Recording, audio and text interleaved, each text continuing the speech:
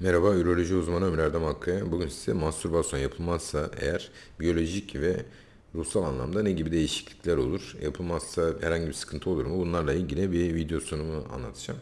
Arkadaşlar normal şartlarda mastürbasyon yapılmadığı zaman rüyalanma dediğimiz durum meydana geliyor. Bunu aynı vücudun herhangi bir dışkısını atması gibi düşünebilirsiniz. Çünkü belli bir süre geçtiği zaman kişinin cinsel enerjisine ya da sperm üretimine bağlı olarak bir hafta 3 hafta arasında belli bir süre içerisinde gece rüya sırasında kişi boşalma yaşayabilir.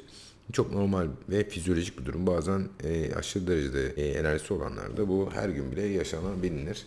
Bu herhangi bir sıkıntılı bir durum. Boşalmadığımız zaman ne oluyor peki? Bunlar içeride bir yerlere mi dağılıyor? Hayır, hiçbir yere dağılmıyor arkadaşlar. İçeride apoptozis dediğimiz belli bir süre sonra kendi kendine ortadan kalkma, hücre parçalaması durumu meydana geliyor. Yani eğer inanışınız ya da prensipleriniz ya da kararlarınız neticesinde mastürbasyon yapmayabilirsiniz. Yapmadığınız zaman herhangi bir sıkıntı oluşacak anlamına gelmiyor. Daha çok zaten yanlış mastürbasyon yapmaktan, yani geçen bir hastamla görüştüm mesela. Hayatı boyunca hiç normal mastürbasyon yapmamış. Hep travmatik olarak yapmış mastürbasyonu ve hep sürtünerek yapmış. Cinsel hayatı başladıktan sonra da sertleşme sorunlarıyla karşılaşmaya başlamış. Başlarda önemsememiş ama sonradan bunun önemli bir şey olduğunu sonradan anlamaya başlamış. Ta ki evlendikten sonra anlamaya başlamış bunu. Tabii sıkıntılı bir durum arkadaşlar. Sonuç olarak mastürbasyon nasıl yapılması gerektiği ya da ne kadar yapılması gerektiği, ne kadar süre yapılması gerektiği önemli. Çünkü mastürbasyon normal şartlarda cinsel ilişkiyi taklit edebilir.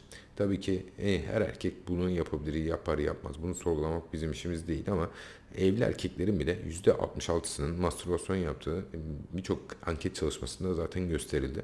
Yani mastürbasyon yapmazsanız ne olur? Mastürbasyon yapmazsanız hiçbir sıkıntı meydana gelmez arkadaşlar. Ama şöyle de bir şey var. Mastürbasyon yapmazsanız büyük ihtimalle kendinizi başka bir yere kanalize olmaya başlarken göreceksinizdir. Yani bu aynı sigarayı bırakmak gibi mastürbasyonu da bıraktığınız zaman daha çok belki karşı partnerle ilişki kurmaya, iletişim kurmaya başlayabilirsiniz. Daha sosyalize olmaya başlayabilirsiniz. Birçok şey etkileyebilir. Hayatınızda birçok şey değişebilir. Bir kanalı kapatmak başka bir kanalı açacaktır. Enerjinizi başka bir yere yönlendirmenizi sağlayacaktır. Kesinlikle. Genel olarak bu şekilde mastürbasyon yapmadığınız zaman başınıza gelebilecek olanlar. Mesela videoya tabii şunu da eklemek lazım. Mastürbasyon yapılmadığı zaman testosteron artar mı? Böyle bir efsane de var.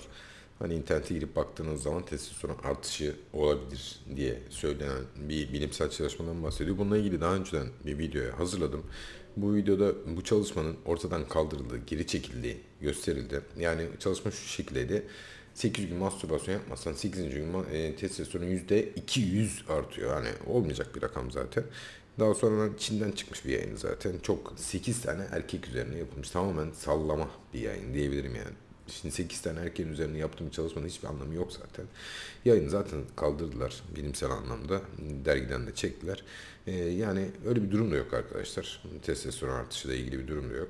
Bununla ilgili ayrıntılı grafikli videoyu seyretmek isterseniz bakabilirsiniz. Hormonal anlamda prolaktin artışı yapar mastürbasyon yapılması. Bu da prolaktin artışının amacı ne? Vücut prolaktini arttırarak cinsel isteksizlik meydana getirmeye çalışıyor. Arka arkaya yapılan mastürbasyonlarda arka arkaya prolaktin seviyelerinin arttığını gösterir bize. Prolaktin hormonu hem kadınlarda hem erkeklerde cinsel isteksizlik üzerine kontrol mekanizması geliştiren bir hormondur çünkü arkadaşlar. Onun dışında testosteron olsun, östrojen olsun, diğer hormonlarda bir değişiklik beklemiyoruz.